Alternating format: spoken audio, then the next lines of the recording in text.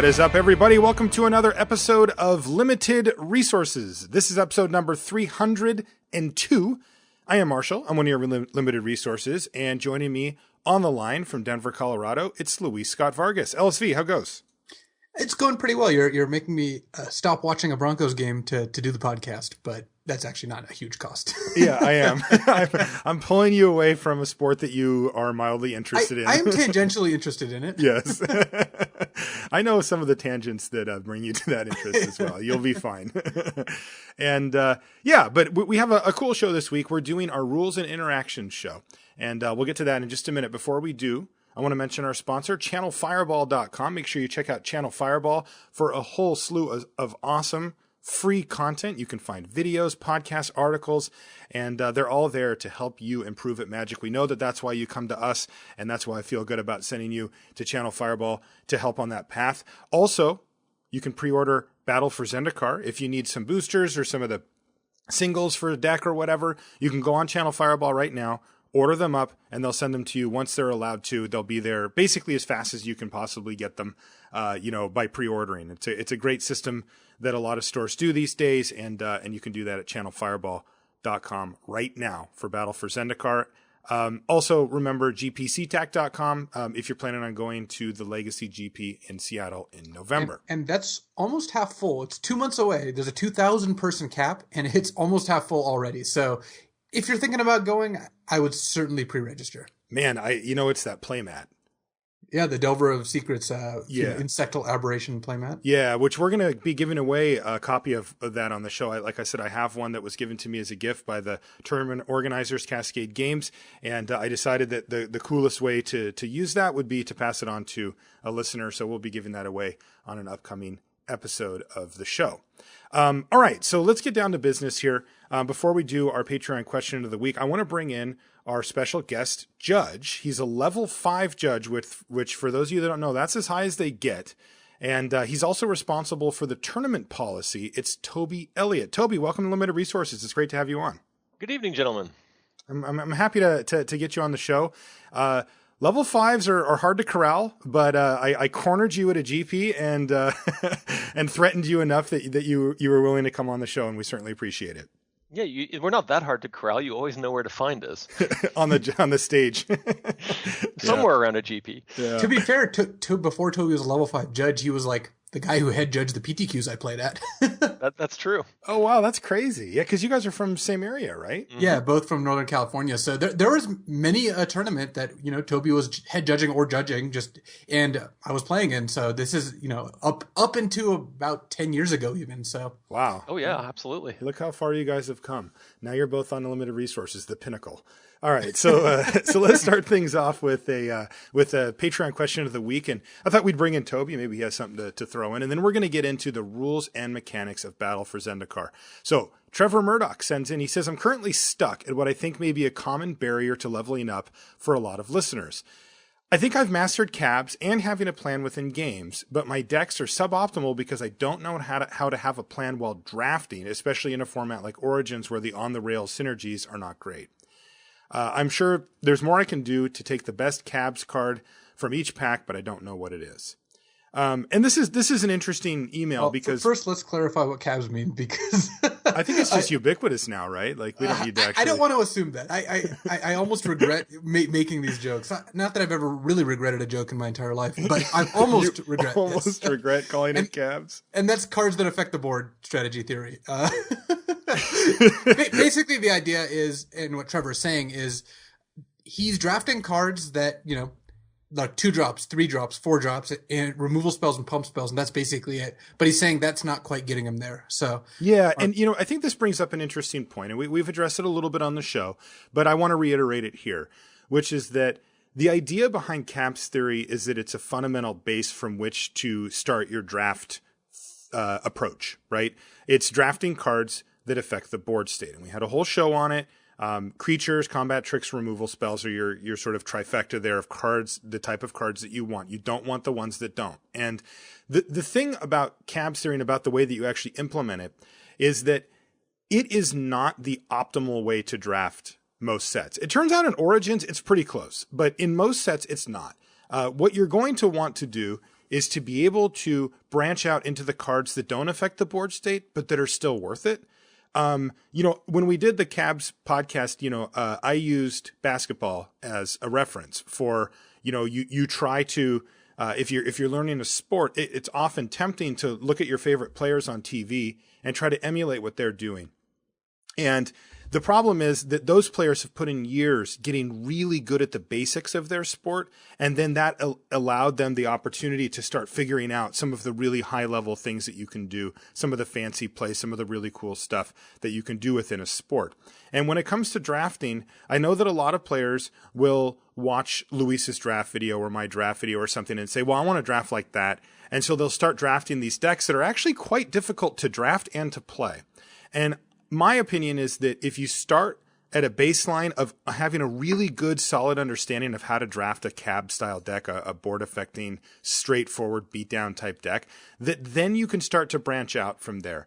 And I think that, if you looked at a professional sports game, right, you watched a game, and if everybody was just doing basic fundamental things, that would not be the best teams would be able to do more things than that. They would be able to branch out when necessary from the solid base that they've built. And I think that should be your goal as a drafter as well, is that it's not just a matter of strictly adhering to Camp's theory and thinking that that's the end of the road for you. The end of the road is actually pushing that boundary a bit and knowing when it's correct to break from that fundamental strategy. And then, we also talked about it on the Uber theory podcast. And that's not a joke, Toby, by the way. That's the real thing. We actually call it that. Thanks, Luis. The thing I said, almost regret. Almost. The thing is that Luis has like an uncanny ability to make up something that's just nothing and make it stick. I've never seen anybody with you turned calling your friend Paul into an entire meme. Like, it's just, all you did was call him Paul. It's like, and now it's the thing that people just type it into Sion's chat. Now he has to call his video blog the Chlog because you called it that. The thing is, Sion video log, or Chlog for short. Yeah, right. And the thing is that you pointed that power right at our podcast by calling, you said you should call it Cabs theory jokingly, and look, it's stuck. And now we're stuck with Uber theory. But I just don't want people who listen to the podcast to fall into this like acronym soup where they're just like, basically I don't want barriers to entry being higher for new listeners. So as much as we joke about it, you're not going to see, well, at least not me. I can't control Marshall as much as I've tried. You're not going to see me using these as shorthand very often. So, yeah, and I will. I actually think you're wrong about that. No, I mean it. I actually think that this makes it more digestible because encapsulating an entire ideal into one short word or couple of words, even if they're not accurate or stupid or whatever, it doesn't even matter. The point is that if you understand what I'm saying in the background of that, then I can communicate that to you in an easy way. And I think that's really useful. We have a good compromise. What is it? You'll use the acronyms and I'll explain them. Perfect. The perfect team. Anyway. And while we're at it, we might want to answer this question. Well, that's what I was doing. Seriously, that was my answer, is that if he's focusing in on drafting these cab decks, I think that, he should probably, if he feels like he's got that down, this is now the time for him to start looking at taking that one step further and knowing when to break those rules and when to, or break that convention and start to pick up, cards that aren't cabs cards and see what you can do with your deck there. Well, I do think that Origins is a tough set to start that because, like you actually mentioned in the question, Origins doesn't have a ton of themes that are very heavily supported. And I wouldn't really recommend saying like, hey, just try to draft artifacts and see how it goes, because it's just not that great. Yeah. So what I would do is maybe starting with Battle, because Battle for Zendikar might very well have a lot of this Ingest theme looks like a thing, for example, or maybe even Converge, is pick one of the themes and do a couple drafts where you just draft that theme and get to know that theme and master that theme. And then you'll have a better idea of like how you make up this deck. It's like drafting the exploit deck in Dragons of Tarkir. After drafting that deck many, many times, I got a much better sense of, how many creatures do I need to eat? How many creatures with exploit do I want? What kind of removal spells and what mix do I want? What do I want my other creatures to look like? It was like I was constructing a deck and I was trying to fill these slots, and just mentally while you're drafting, you're just like putting these cards in these different slots. And that's not how you draft like a normal deck, because I'm talking about kind of having a preconceived notion of where you want your deck to go. And the best way to practice that is to just force it. So even if the deck's not open, you still get experience trying to draft that deck and seeing what works and what doesn't.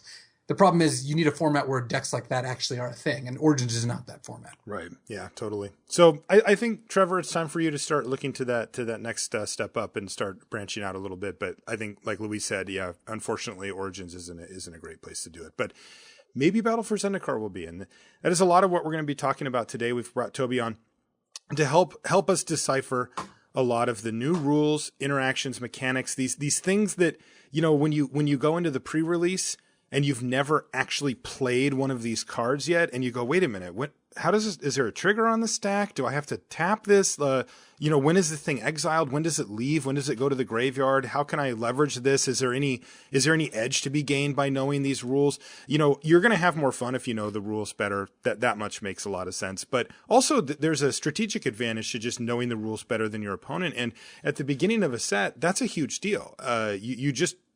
Often most people, when they go to the pre-release, kind of figure it out as they go. But our listeners demand a little more. And that's why we've brought you on, Toby, to help us kind of walk through some of these new mechanics and to figure out how they actually work from kind of a nitty-gritty perspective, so that then when they go to their pre-release, they're all set. They're ready to go. And they'll have a better understanding probably than the person sitting next to them about how these cards work. Let's do it. So why don't we start with Awaken? Does that please you? Awaken pleases me a lot. Awaken it's probably the most complicated ability in Battle for Zendikar. Would you say that Battle for Zendikar is a complicated set as far as new rules and stuff goes, or is it more in the middle? I think in terms of the keywords we're going to be talking about, Battle has a lot of very straightforward keywords. A lot of these we'll just spend 1 or 2 minutes talking about some very basic stuff. What they're actually doing with these keywords is kind of interesting at times, but the keywords themselves are not too bad. Okay, so let's start with Awaken. You said that this is one of the actually the more complicated ones of the bunch? Yeah, so Awaken lets you essentially pay more mana for a spell, and as a bonus, you get effectively a creature. When you turn one of your lands into a creature for the rest of the game, or until it dies. So, for example, something like Part the Water Veil, it allows you to spend 4 blue for the basic Time Walk, or you can spend 6 blue, and you get Time Walk and a 6, and one of your lands is now a 6/6. Which, wow, for people who really like to draft value, these cards are amazing. These will fit right in your Uber strategies. Yes, they will. Okay, so how does this actually play out then? Like you're saying I get a 6/6. What do I get? Is it a token? Is it how does this all work? No, you actually just put 6+1/+1 counters on that land. Each Awaken has a different number next to it, and that tells you how many +1/+1 counters to put on the land. Okay, so it'll say like Awaken 4. Mm-hmm. And then have a mana cost next to it. Correct. And so you pay that mana cost, you get the spell, and then you also get that number of counters on one of your lands. Which brings us to the first interesting thing about Awaken, is it doesn't have to be a new land. You can put 4+1/+1 counters on a land you'd already put 4+1/+1 counters on previously. Oh, that's kind of cool. So if you want to make just one giant monster, Awaken actually lets you do that. Or if you prefer to diversify your threats, obviously you can turn lots of lands into different creatures. Only 1 per Awaken card, but if you're playing a bunch of Awaken, it gives you these options.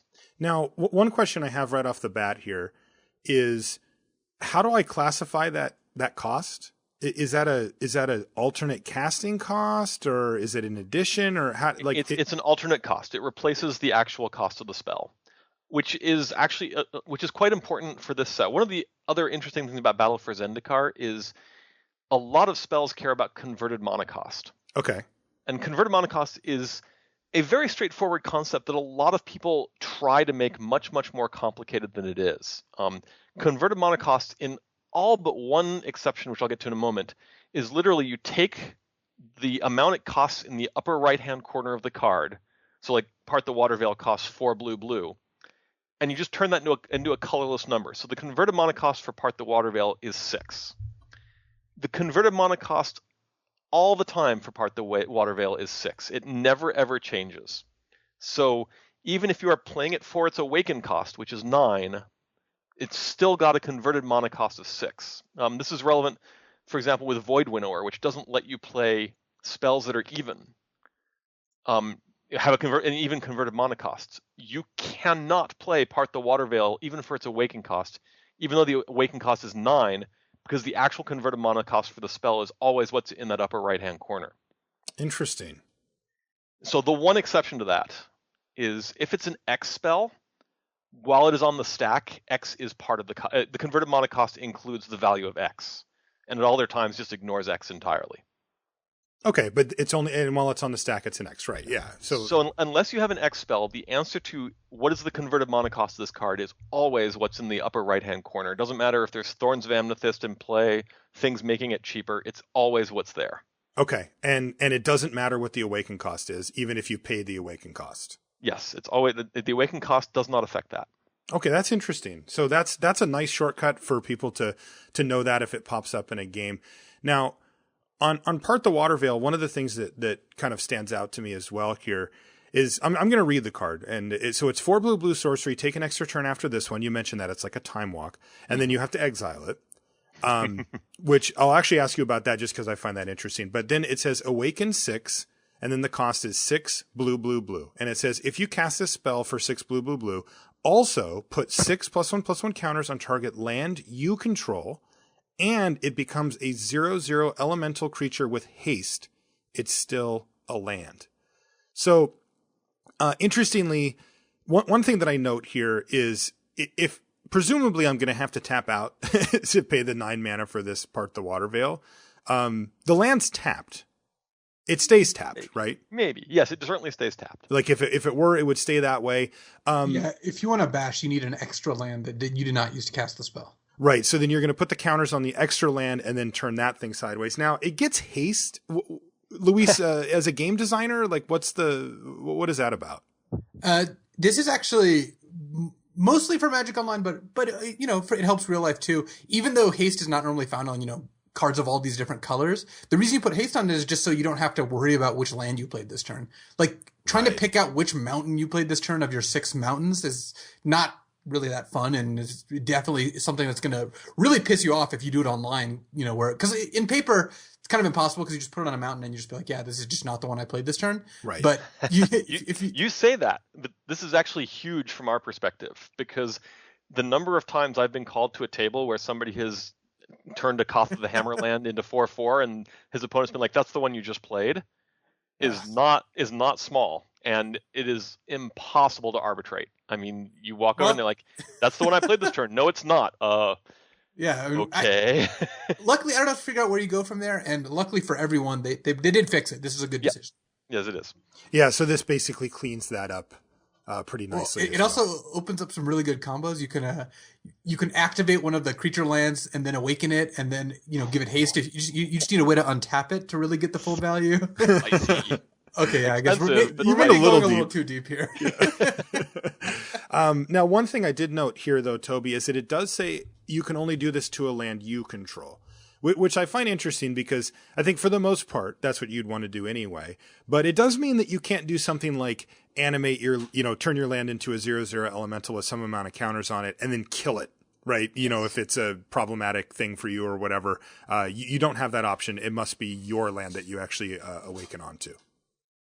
Yeah, I'm sure they just want to avoid it being minor landed. I mean, when it's a 6/6, that's probably not worth it. But if there's Awaken 2s and Awaken 1s in the sets, then it becomes sort of pseudo land destruction potentially. Right. And they don't want to go there. You don't want to open that up. So, all right. So, Luis, did you have anything else about Awaken that stood out to you? Not really, and I couldn't tell if you briefly mentioned it before or not, but you can retarget the same creature with Awakening, or the same land with Awakening. Yeah, Toby did mention that. Okay. So you can. I thought I heard that, but I wasn't 100% sure. So yes, that was about it. Like Toby said, these mechanics are mostly straightforward. It's just the actual playing of them might be a little more complicated. So there's one final quirk which I suspect won't matter in limited, but I'll bring it up just in case, which is you put the counters on the land before it turns into a creature. Oh, really? Yes. You may be thinking it has to, right? Just because otherwise it would die. No, because you only check to see if something dies when a player would get priority. So that's not relevant for this. The only thing I can think of that this matters for currently is if you have a hardened scales in play, it will not get a bonus counter. Okay. That's You all have I've come gone up with so far. very deep. Now Yes. one question I do have though about Awaken is so let's say I want to play an Awaken spell. I'm targeting one of my own lands, right? Like that's part of the spell happening. Like let's just say that the land were to be destroyed before my Awaken spell resolved. What would happen then? So we're into slightly weird territory here in that Hey, that's why we brought you on, buddy. We haven't seen the official rules yet, but Hmm. odds are that turns it into a targeted spell. At which Interesting. point we Okay. might have situations where destroying, that would turn it into a situation where we have a single target for the spell and no target when it resolves. So it would fizzle the whole thing. Now, I'm not expecting this to come up, but the last time that's definitely possible. Yeah, I mean, at least for limited, I mean, but last time we did have, a little bit of land destruction going around. In this block we had, what was it, Tectonic Edge, I think was in World Wake or whatever. There are ways, traditionally in these landfall sets to interact with lands on some level. Well, I think it would matter if you've already awakened a land and you're trying to add more counters. Then there you go. Speed removal becomes kind of interesting. That's great. Yeah, what Luis was talking about earlier, where you're like, I'm just going to pile on a bunch and make an 8/8 or whatever. Now all of a sudden you can get blown out. Yeah. So it looks, barring some interesting rules change, it looks like that turns it into something which has a single target. Interesting. All right. So that's good. Another question I have now, I don't know if a card like this exists, but we mentioned a card that doesn't have a target of its original spell, like Part the Water Veil that you used, says take an extra turn after this one. But it doesn't say target player takes or, whatever. Nope. What if the card itself targeted as well? Then you're still fine as long as one of the targets is still legal. It Okay. will attempt to do as much as it can on resolution. Okay. Okay, good. That's interesting. See, look, and you said it was simple. We can go deep on almost everything if we really want to. Oh, we're going deep. Like I said, hardened scales exists. Yeah, I mean, I want to go deep within the realm of what our listeners will see. Yeah, it doesn't have to be fully realistic. I don't mind corner cases like this, right? Like the corner case of your land gets interacted with from underneath your single targeted, awaken spell probably won't come up often, but when it does, that's a game breaking situation, right? Like if you didn't know that you have a 4/4 awakened land and you're going to go pile on a bunch of more counters onto it and your spell doesn't have any other targets and they're instant speed kill that. If you didn't know that, that's probably losing you that game, right? Yep. And you'd rather distribute the counters onto another land or whatever so that it was more, so that there was less risk. So that's sweet. Awaken seems great to me too. All right, let's move on though to Rally, which is kind of the ally thing in this set, right? Yeah, so rally is a keyword.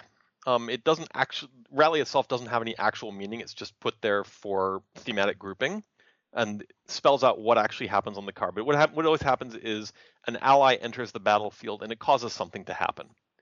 Okay, which we had before for people that have been playing Magic for a while with allies before. That also existed. It just didn't have a name before, right? No, this is actually a lot more interesting. Okay. Allies in Zendikar were quite linear. Basically, there was only one deck you wanted allies in, and that was the ally deck, because allies only affected themselves. Most of the allies with Rally in this set, for example, Hero of Goma Fata, when it enters play or when any other ally of yours enters play, all creatures you control get indestructible. It doesn't just affect the allies anymore. This means that something like a Hero of Goma Fata, or the one that gives +2/+2 to all your creatures, is playable in a deck with no other allies as a decent one-shot effect, but gets better the more allies you have, obviously. Which I think actually does play a lot better. So I'm excited to see how this ends up working out. Oh, that's really interesting. Yeah, that does sound better. Now you said, so the word rally on the card doesn't have any actual rules connotation. You're going to be able to learn everything that you need to know about the card by what's after the word rally, right? Right. So it's possible something could refer. No, you basically have everything there you need. Okay, so if you want to know what each card does, you just have to read the text on it, and that's it. The part that it's rally just says, "Hey, this is like other things in this set." Yes. Okay, and what I assume is that the cards will start with whenever card name another ally enters the battlefield under your control, something happens. Yeah. Yep. Okay. And that's what they should look for. Is there any?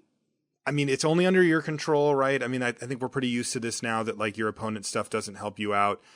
So if they play an ally, you're not going to get any triggers. I don't think there's anything too confusing there. Yeah, from a rule standpoint, this is very straightforward. It's going to cause a lot of mistriggers, I suspect, because the one you're playing is fine. I mean, you'll certainly know if I'm playing Hero of Goma Fata onto the board, you're like, and all my guys are indestructible. But if you've also got a Lantern Scout on the board, you may or may not have even realized you have a lifelink trigger. Well, the good thing about those two, and obviously feel free to correct me if I'm wrong, Toby, not Marshall. If you play Hero Goma Fata and just attack with everything without saying anything, your guys are indestructible unless you say otherwise, right? Well, unless you go and put them in the graveyard. Right. When you start binning them, then they're not indestructible. Yeah, they're exactly. in fact very, very destructible. If you have a Lantern Scout in play and you play Hero of Goma Fata and you attack with your team, odds are pretty good you know it's indestructible. But if we get to the point where we're dealing with the combat results and you don't gain any life, odds are pretty good you just forgot you had a Lantern Scout in play that also triggered. All right, so let's back up here. About triggers, I wanted to just clarify, since we have Toby here. When we talk about these different kinds of triggers and the mistriggers, can you just give us like a brief rundown of kind of what the difference is between the different kinds of triggers and what mistriggers really mean? So, first of all, let's be clear. Mistriggers are mostly a thing at competitive REL. That's rules. At competitive rules enforcement level. That means your serious tournaments. Your local store tournament is a lot more lenient about this.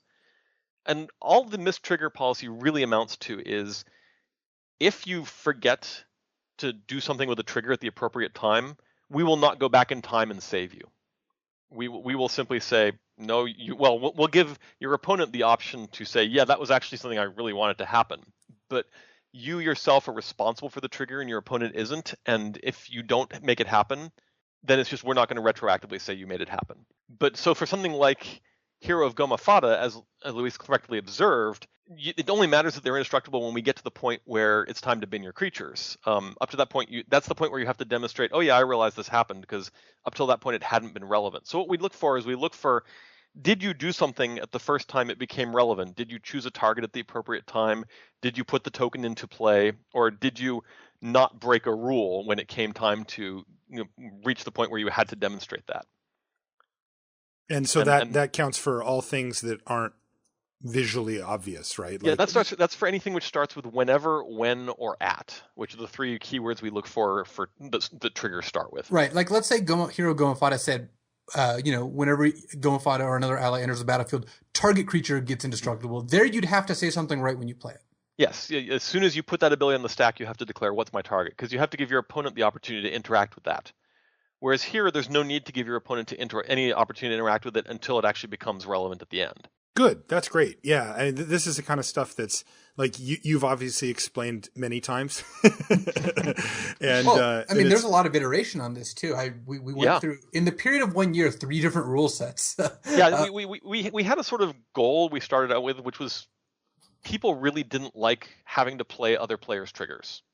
It was people just didn't want to be constantly sitting there going, you forgot your trigger. And also when somebody missed a trigger, it was a giant pain, because we'd have situations where, we're half a turn later and this trigger should have happened and now it's a nightmare. So we wanted to sort of figure out how to make that much smoother. So we start with the idea that opponents don't have to care about your triggers. And then it was just a question of figuring out how to make that work optimally in a way that tournament players could have rules that it worked with. And that took some time to figure out, because there was a lot to iterate through. We had to sort of try a few things, see what worked, what didn't. And we got to a point now, I think, where everybody's pretty happy with the results. What was your involvement with that?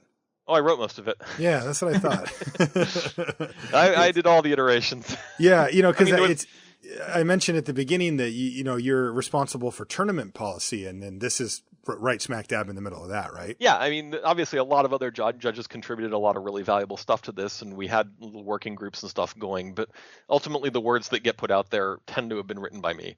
Yeah, that's what I figured. Now, I want to go back to the example you used with Hero of Goma Fata, and you mentioned another card, but we haven't said what it does. I don't want to assume that everybody's seen it. Oh, it's exactly the same thing, but all your creatures gain lifelink. But your creatures gain lifelink. So if I have that creature, let's say in an earlier turn I had played that. What was the card called again? Lantern Scout. Lantern Scout. So I have a Lantern Scout on the battlefield, and I put Hero of Goma Fata on the stack. Nothing happens yet, right?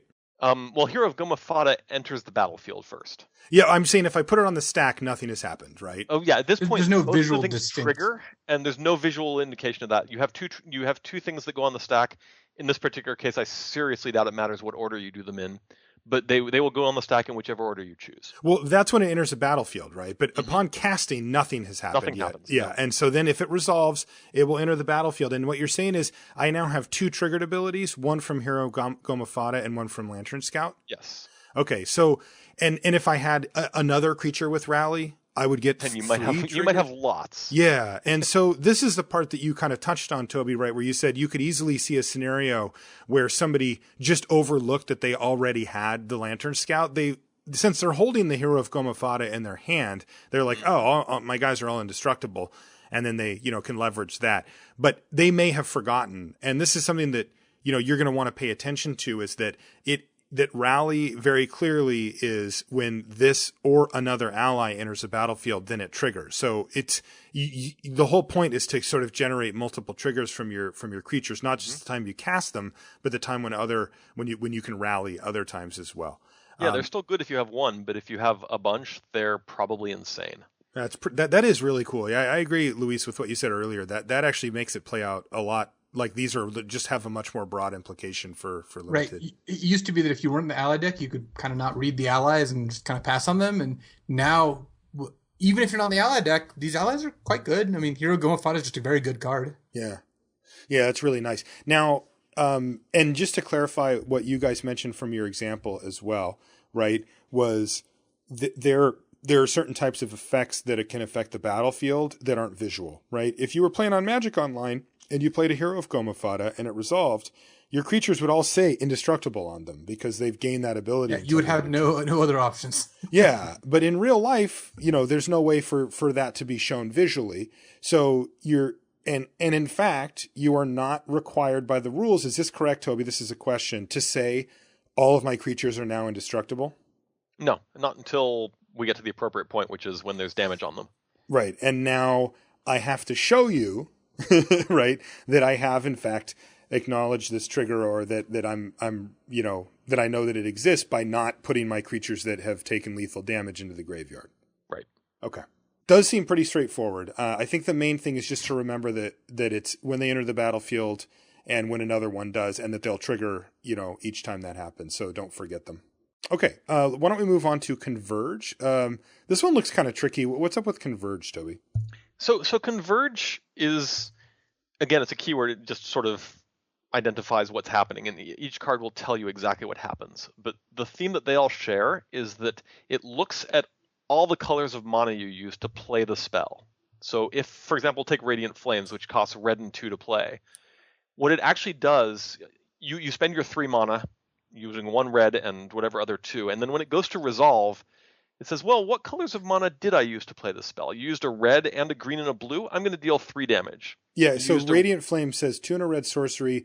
Radiant Flames deals X damage to each creature, where X is the number of colors of mana spent to cast Radiant Flames. Right. So you're saying when it goes to resolve, it just knows, oh, this. It just knows what you spent on it. Okay, and then it's going to apply that right away. That actually seems kind of straightforward. Well, the thing that's tripping people up is they're like, oh, I can just pump a whole bunch more mana into it and do 5. Right. With very few exceptions, the most you'll ever be able to do with Radiant Flames is 3. Right. So in any normal circumstance in the set. I haven't actually seen a card in the set yet that could let you do more. Okay. But the point is that it's capped by how much the spell costs. Right. Okay. With one exception, which we should probably touch on. Okay, what is that? And that exception, so one exception so far, and that one's Skyrider Elf. Right. Because Skyrider X blue-green for 0/0 with Converge and flying. Yes, this card has caused lots of people to sort of shake their head. And what does X do? Exactly. So all you do is you can pay any amount you want for the spell. I can pay 10 mana for the spell, and this may be relevant if you can only play odd mana costs.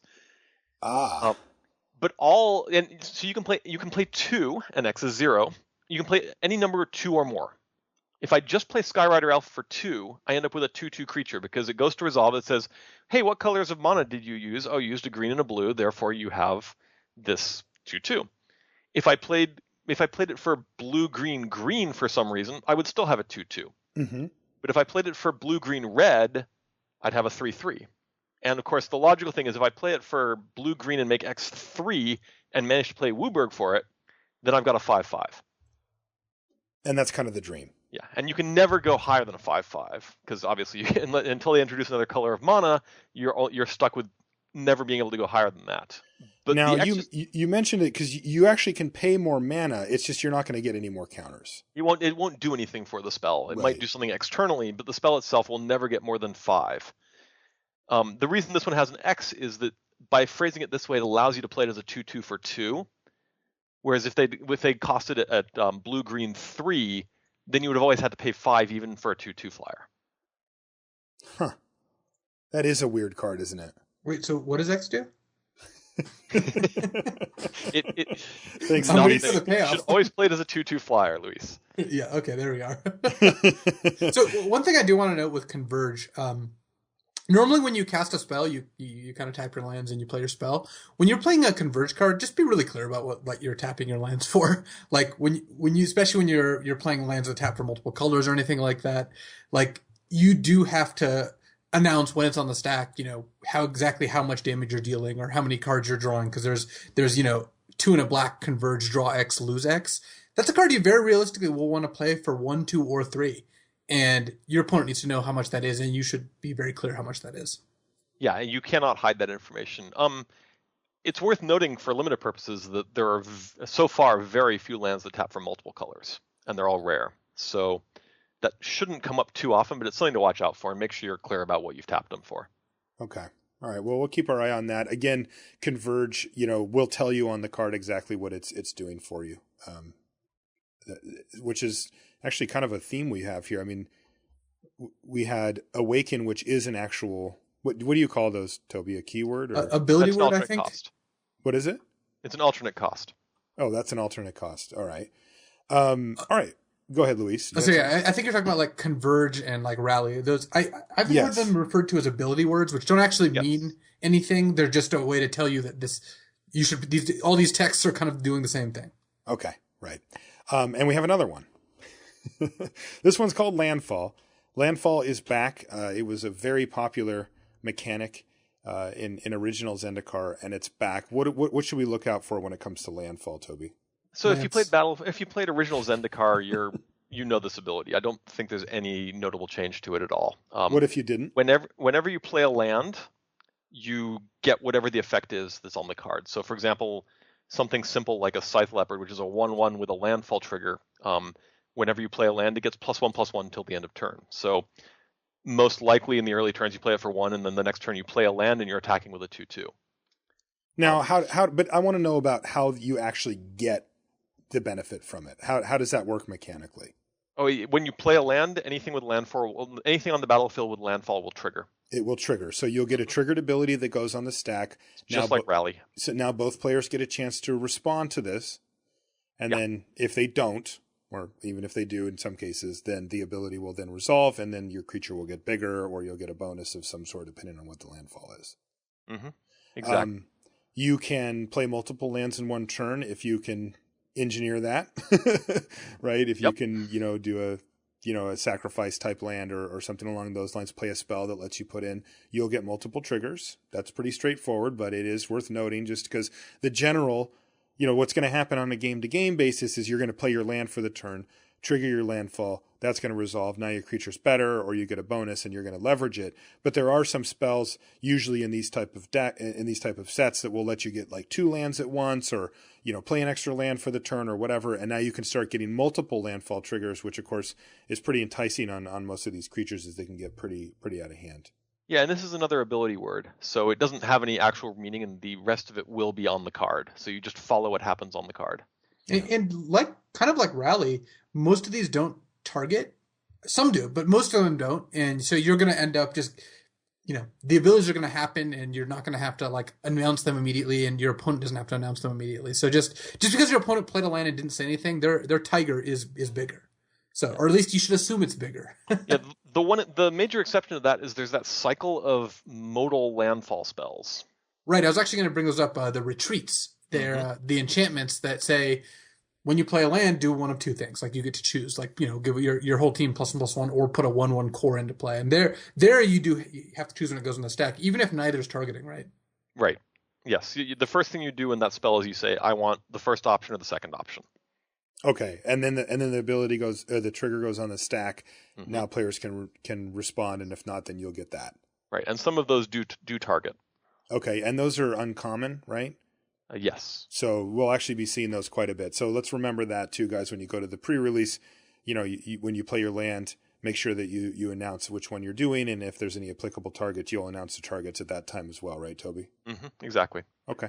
Yeah, landfall is a beautifully straightforward mechanic. For those of you that were lucky enough to play original Zendikar block, it is sweet. Landfall has this really nice trade-off of being very simple but having a really positive effect on the gameplay, just because even if you draw a land later in the game in a situation where a lot of times you're not that happy to do it, you get some bonus for it. So it means that you're kind of okay with whatever you happen to draw off the top of your deck, and that's something that's just not common in Magic, and the fact that they were able to implement it in a fairly straightforward, simple way is really nice too.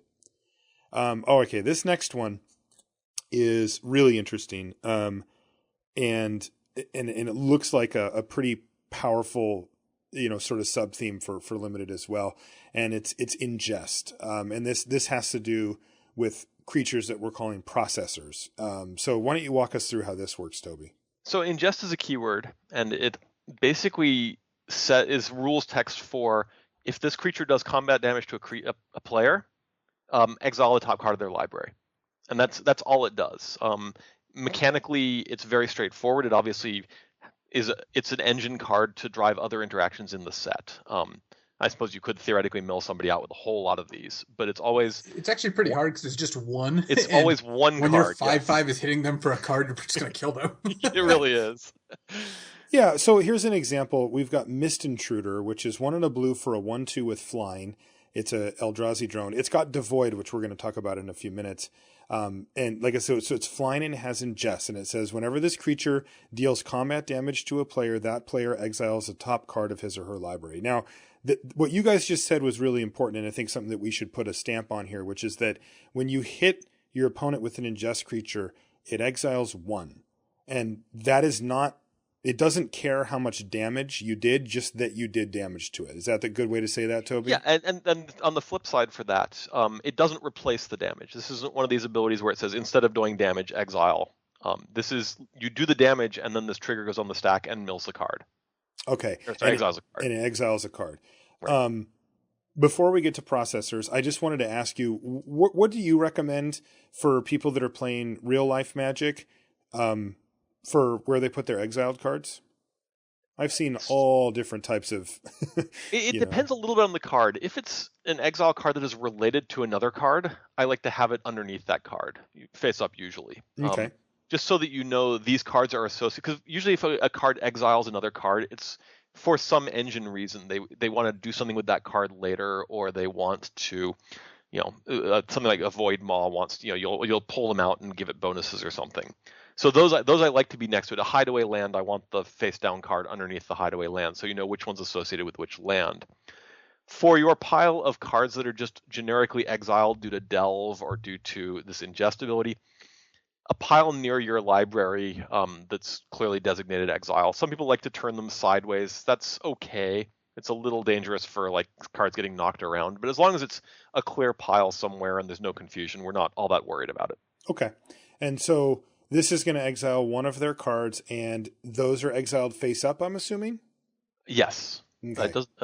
Yes. I see no evidence that it's default face up. So unless there's a new rule about that, which would be very surprising. Like we mentioned before, remember your triggers. This is a trigger. Yep. You can fail to ingest. I've never failed to ingest anything, but some people might fail to ingest. The ceaseless hunger never stops. That card, that's like my mascot. Oh, I know. That's all right. Wait till we get to processing. Yeah, and Well, do you want to? That's the next part of ingestion. I don't think we want to hear about that from Luis. But do you want to?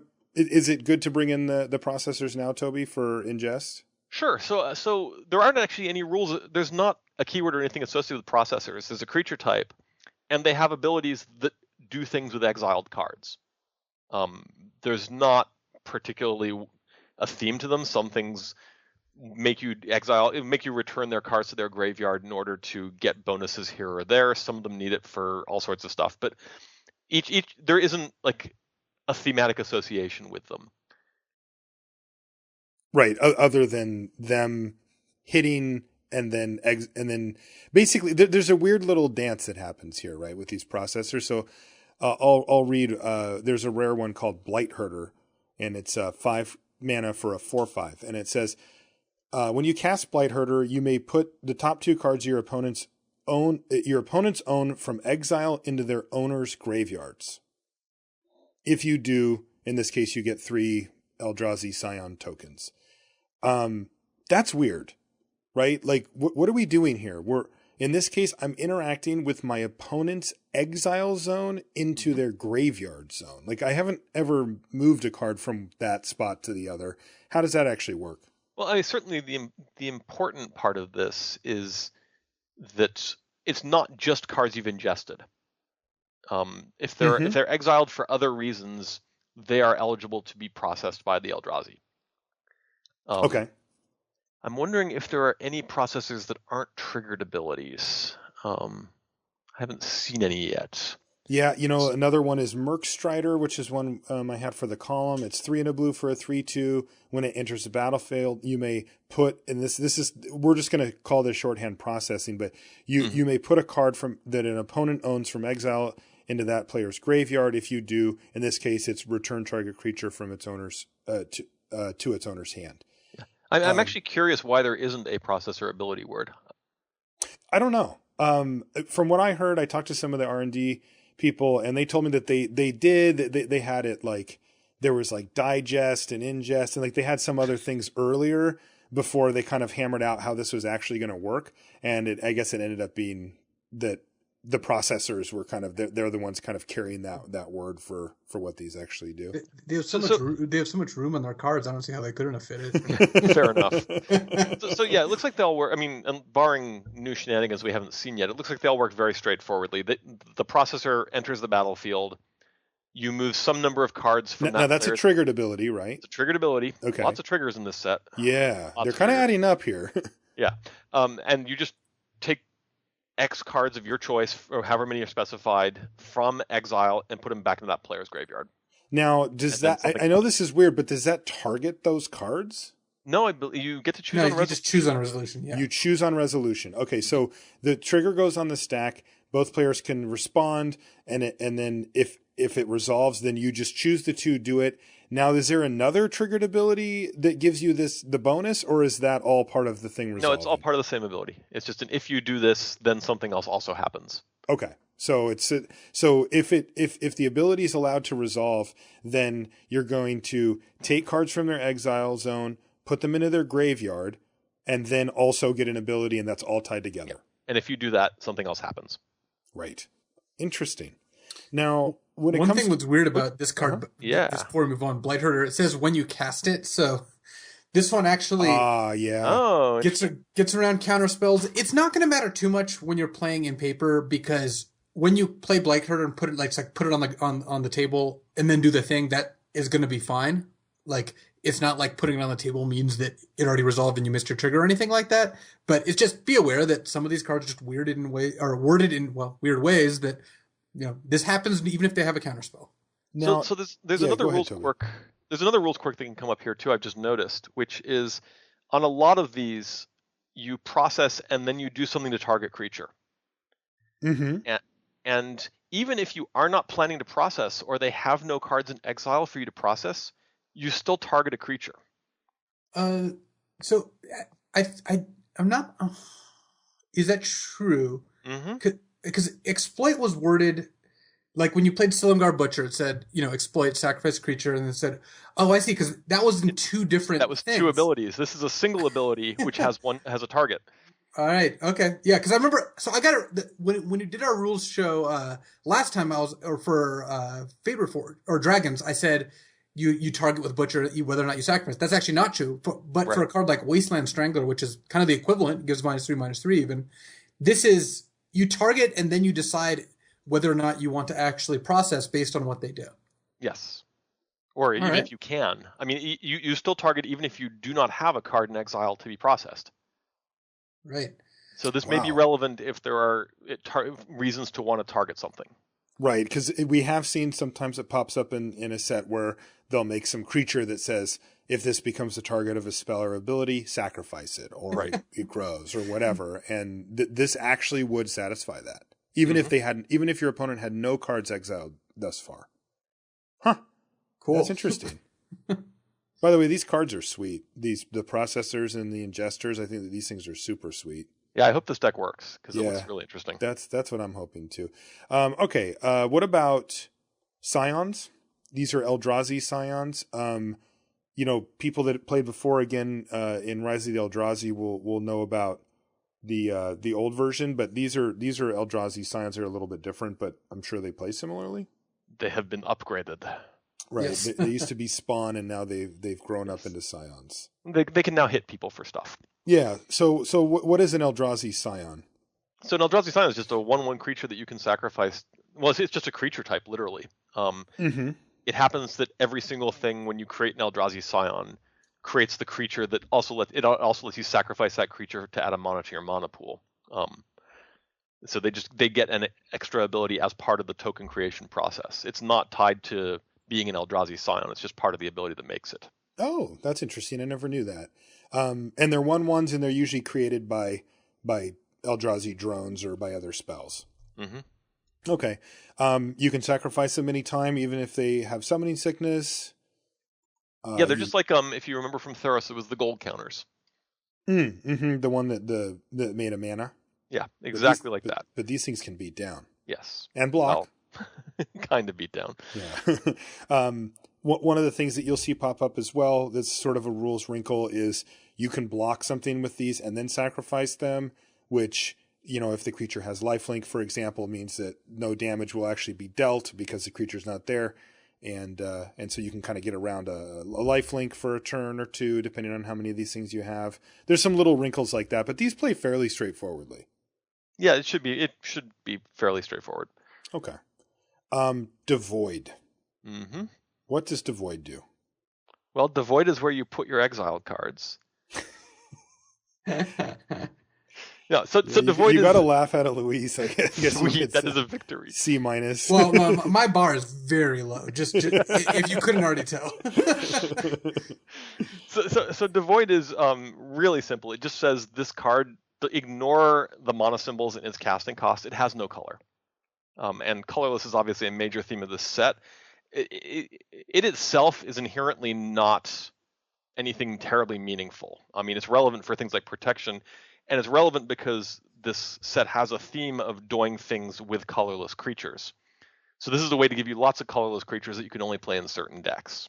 Okay, because this is weird, right? Like when you ask, like if you were a new player, that's the first time you said that this podcast, and you would say, somebody came up to me and said, "How do I know what color a card is?" I would say it's dictated by its casting cost. Yes, and it almost always is, unless it has either one of those little color indicator dots, or this ability, which is essentially what used to happen before color indicator dots, where it would say like this card is blue. This one just says this card is no color. The important thing to know about Devoid is that Devoid applies in all zones. So it's a colorless creature while it's in your library, for example. So if you're allowed to search for a colorless creature, these are all eligible targets inside your library. And if you want to go real deep on the rules quirks, humility will not give it a color. I assume that's going to come up a lot in the Battle for Zendikar draft. Yeah. And so, but it doesn't change the converted mana cost, right? That stays the same. Like, it's not like you get to ignore the red mana symbol on like a card like Barrage Tyrant or something. So Yeah, all right. So this is actually fairly straightforward as well, right? I think the hard part is just remembering it. Right? Just like if they have a thing that says, destroy target creature with a color or so, it's like you have to remember, no, even though it looks like a normal creature, it's actually colorless. Yeah, and they've done a lot of border work here to make that pretty clear. Yeah, I think so too. Yeah. The cards look a little washed out and a little colorless. Yeah. So I just always look at the mana symbol, man. I just can't, that's where I look for that information. All right, what is this last card that we have? Titan's Presence? So it's a 3 colorless instant, and it says, as an additional cost to cast Titan's Presence, reveal a colorless creature card from your hand. Hey, look, it works with Devoid. Exile target creature if its power is less than or equal to the revealed card's power. Okay. And this is a colorless instant that's just colorless. It doesn't have Devoid, it's just actually colorless. Yep. And also, of course, a simple reminder, but it is one just that maybe could trip somebody up, that because a creature is colorless, it doesn't make it an artifact or an artifact creature. It just means that it doesn't have a color. All right. So were there any cards that we wanted to throw, or any weird stuff that we wanted to throw at Toby, Luis? So one of the weirdest cards in the set, actually, and there are lots of them, is Void Winnower. This is 9 mana, 11/9. Your opponents can't cast spells with even converted mana costs. 0 is even. And your opponents can't block with creatures with even converted mana costs. I had just a question about the blocking part. So let's say I attack with some creatures, and my opponent starts to declare a bunch of blocks, but they declare one of the creatures that they blocked with is a card that has even mana cost. They just didn't realize it. Oops. What happens then? It's like if they double blocked, it's not, they get a chance to redo their blocks, right? It's not like just one creature gets kicked out, or actually, you tell me, I'm not 100% sure. Yeah, actually, the correct answer there is you need to call a judge. Okay.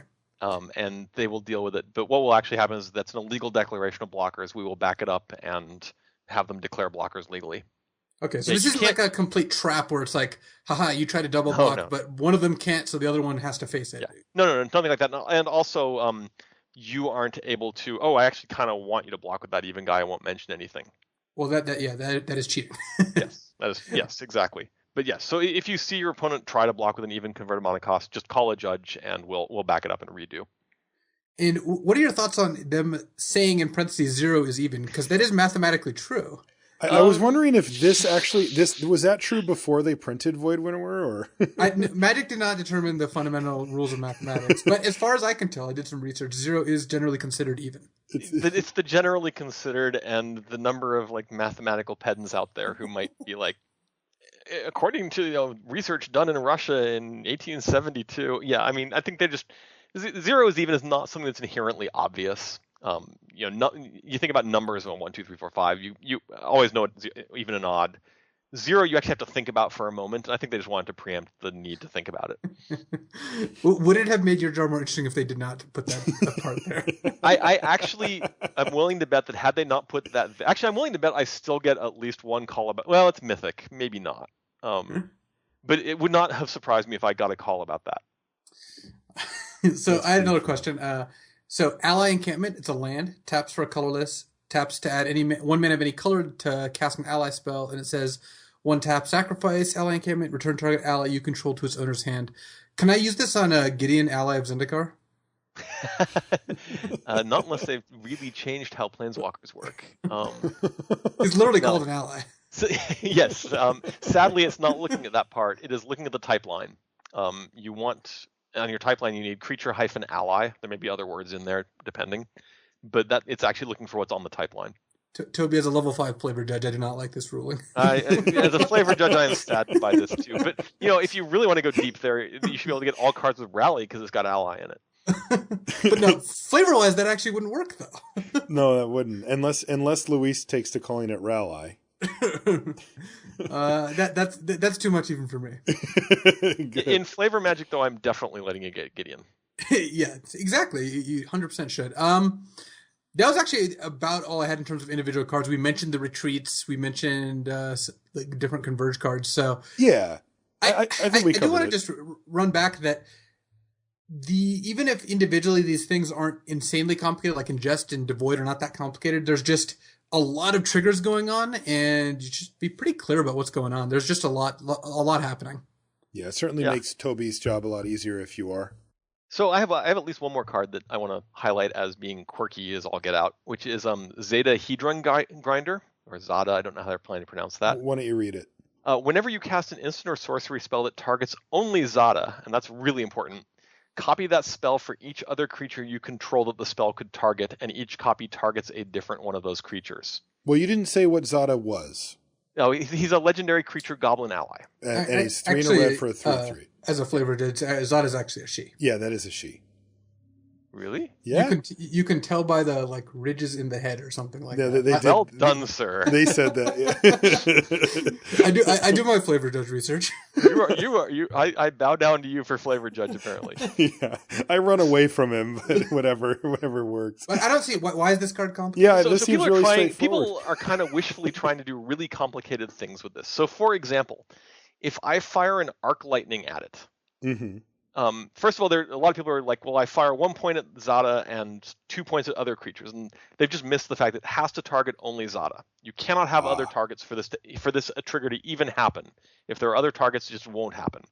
The second thing they're trying to do is when they target. So I do arc lightning on Zada, and those other copies, they're like, well, it says I can target a different one of those creatures. Can I also target 2 of the damage at my opponent and just 1 at that creature? No. All it will do is take the copy of the spell and just change the target that was Zada into that spell, or into that creature.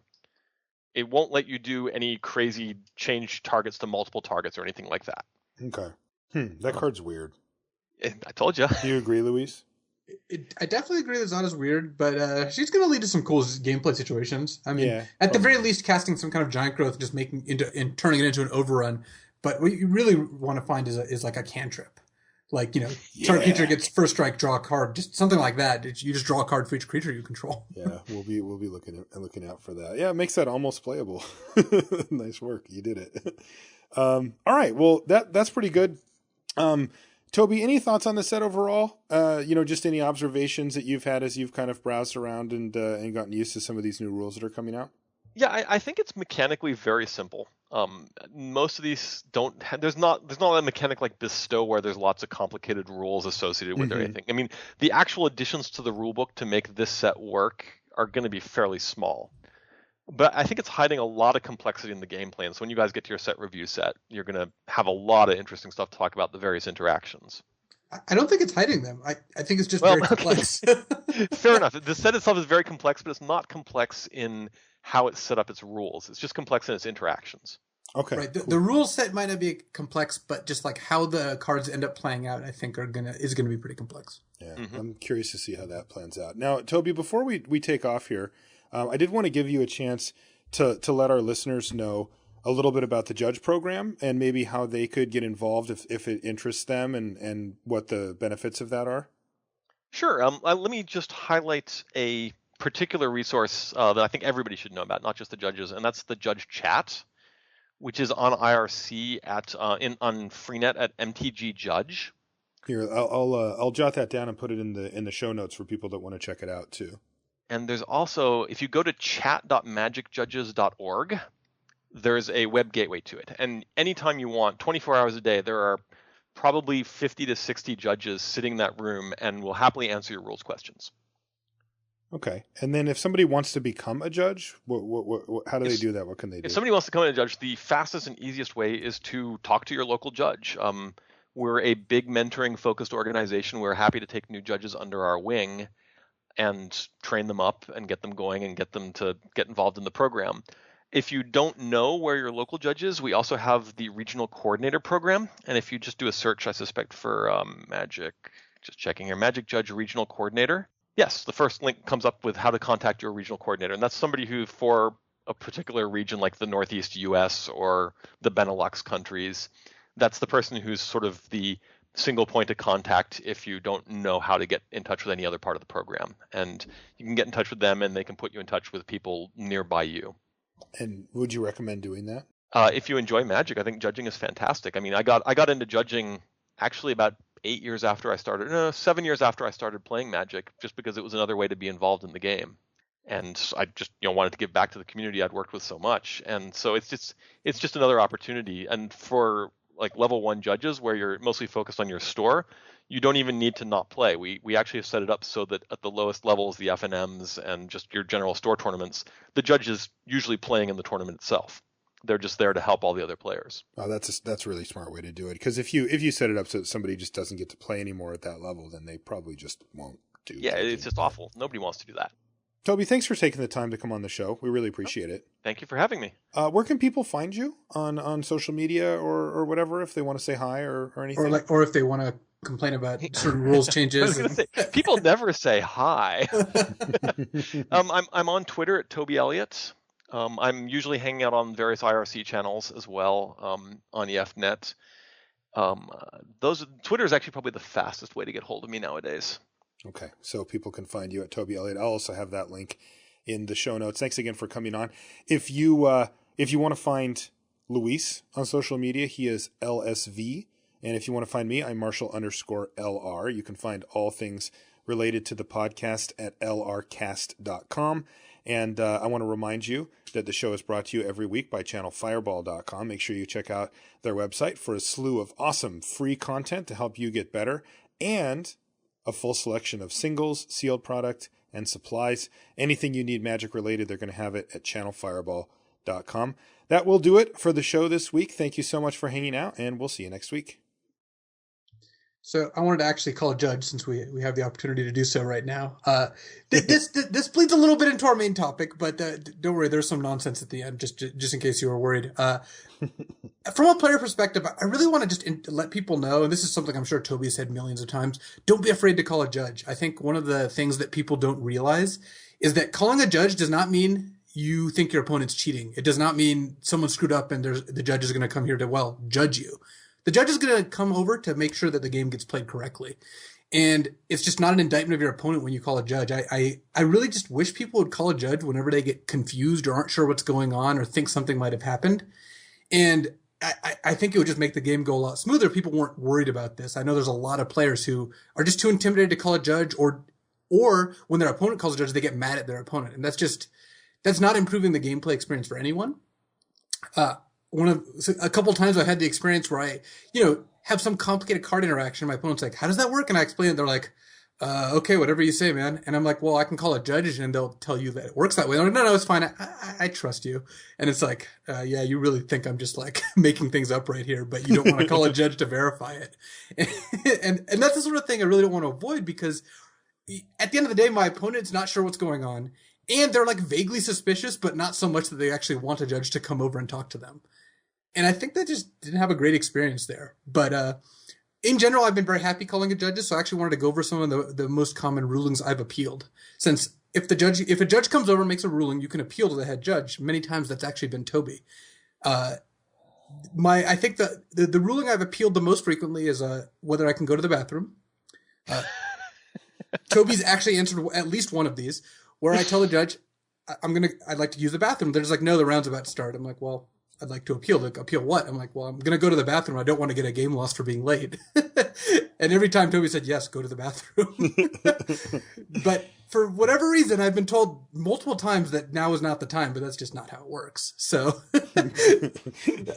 that's what I always recommend appealing. The other, and this is the most fun for really everyone involved, it's appealing a slow play ruling. And I have to say that every time I've seen someone get called for slow play, they've appealed and argued very vehemently about how quickly they played and how much time their opponents used and all sorts of things. And again, Toby's heard many, many times more this than I have. But I've been on both sides of this. It's pretty tricky. Is there something that you generally do when this happens, Toby? I could do an entire podcast on slow play philosophy.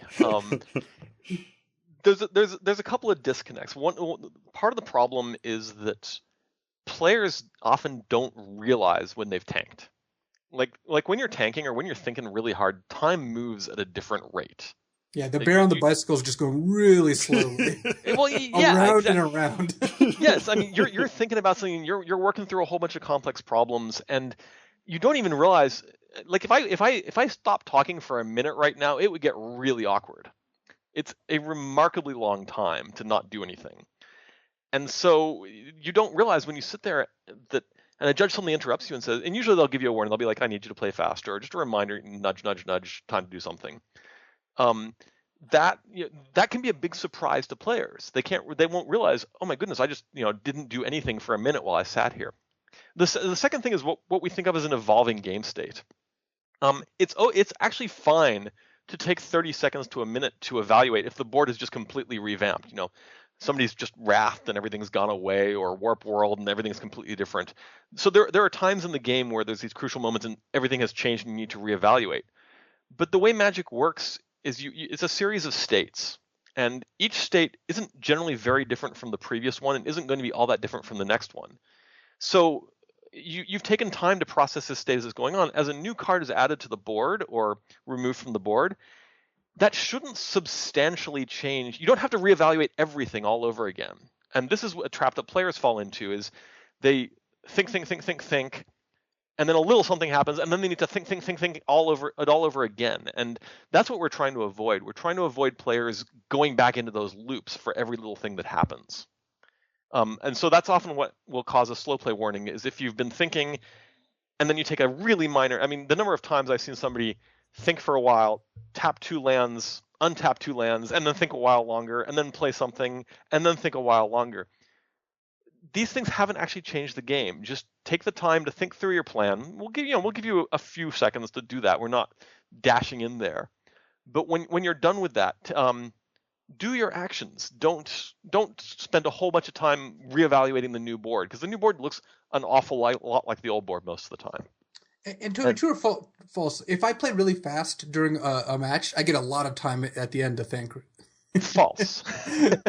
See, that's unfair, but well, sure, but we can't track that. I know you can't realistically track it. There aren't chess clocks, and please let them never be chess clocks. No, never. Not on my watch. I'm just saying that's a common defense. I don't actually think that people should get that, but that is something I've heard a lot. And I just want to close out with talking about my favorite slow play call, and that was at Grand Prix Atlantic City. Matt Sperling was playing Tom Martell. They're both attorneys, just to set the stage here. The judge. Neither of them ever argues. Yes, that's definitely true. The judge gave. This is the best call. Gave Tom a slow play warning, and Tom immediately was like, "It's not my turn. I don't have priority." And then Matt appealed it. and so the head judge came over, and it was Lems, I think, Jason LeMahieu. He comes over after he's just watching these two attorneys just yelling at him for a minute and a half, and he's just like, just gonna give you both cautions and we'll just continue. It was absurd. One of my all-time favorite judge calls is, we did have a very similar situation, and it was actually a Japanese judge, and he had some confidence issues, but he was a good guy. And he came out to the table and he watched for a while, and he gave a player a slow play warning, and the player looks up to him and says, "It's not my turn." He looks at him. He walks around the table to the other side and gives the other guy a slow play warning. It was all just very nice. He just walk.